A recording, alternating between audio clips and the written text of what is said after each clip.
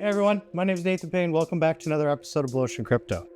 So we recently just got a new update to Heroes of Mavia, and this is a pretty exciting one.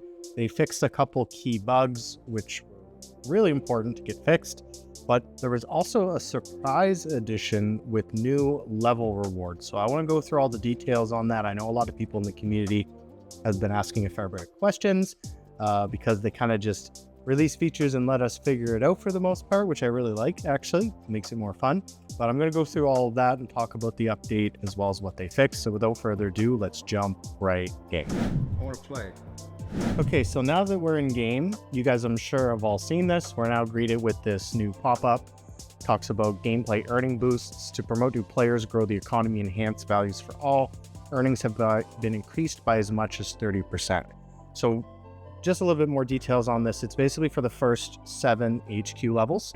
So effectively, if you're a free-to-play player and you're a new player, you're now earning more than you have before. That's great. There was a reduction on the landowner side above that, but it wasn't that much. And I mean, we know that they're going to be adjusting the economy and doing things. I actually think this was really smart. This is a great way to add more value to new players, help with retention, because really we need some key features before retention can work properly, in my opinion. We need to overhaul the Ruby battles, that's well known, and we need wars. And in my opinion, that's what's going to really do it. So this is a great way to kind of make some incentives to help some new players earn some more Ruby, get some earnings, and just participate in the ecosystem. But this is the big thing that nobody knew was coming. It's called level rewards. And there's basically these different tiers. You can see it goes up every 2 HQ levels until HQ 7, and then it jumps to HQ 11. And it talks about how there's bonus Ruby and special tiered NFTs. I don't necessarily think there's going to be any value to these NFTs if everyone's going to be able to get them, because they did not give them out to anyone who already was this. So for me, example is HQ9. I did not get the Ember, Lumina, Aura, and Radiance badge or reward. Because they're NFTs, that's why a lot of people are like, oh, I should have got it, it's an NFT. There's no value. It's just a reward. It's something cool that you're going to get as an asset for leveling up in the game. So I'm not too concerned that I didn't get it on my new account, and it kind of makes sense because it would be hard. They'd have to, how many accounts would they have to airdrop all these NFTs to? It's the same reason why I agree that they didn't do the Ruby reward retroactive.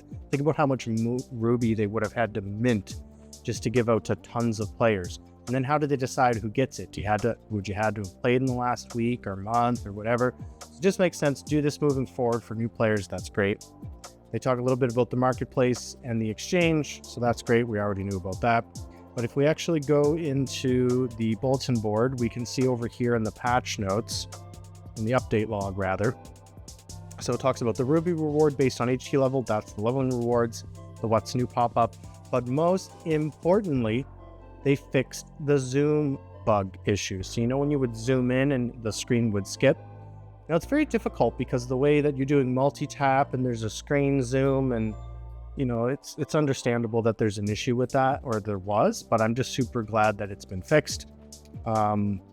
Because now it's a much smoother experience. And it was actually impacting people on phones the worst because small screen skips over, it's hard to get back.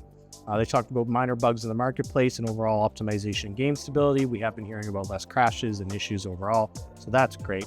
Now, when you actually open up these level rewards, it kind of goes through all of this, and you can see current level says that I'm Radiance HQ9. That's because Radiance was the HQ7 level. Talks about how reward earnings are not retroactive. You can only earn when you reach new levels. We talked about that. And like I said, I agree with that. It makes sense. And it says how my next status level, I'll get 1,000 bonus Ruby, a Zenith grade NFT for obtaining the Apex of Mastery. Now, if you open up the details, it talks about here, you're going to earn the bonus Ruby and special tiered NFTs. So the Ember, and then you first get with Lumina, you get 300 Ruby, and then the NFT 500, then goes 700, then 1,000. Like I said, this is really awesome. I think this is a great idea. I'm glad that they implemented this. It's going to help new players. It's going to help free-to-play players. It's going to give something for people to work towards. You do need a sense of progression in a game that has to be satisfying. And without wars or no competitive aspect to the game, there's really no incentive to leveling up your base right now other than earning Ruby. So this is a great way for them to do it. So I'm excited about this. I think this was a good move by them. Like I said, it was completely unexpected. We never knew it was coming. They just kind of dropped it. But the fixing the zoom bug was massive. And I actually know quite a bit of players who came back and started playing again since they fixed it. So that's great news. Kind of curious, what are your guys' thoughts? Leave a comment down below. As always, thanks so much for being subscribed to the channel. It really makes a big difference. Smash that like button and I'll see you on the next video. Cheers.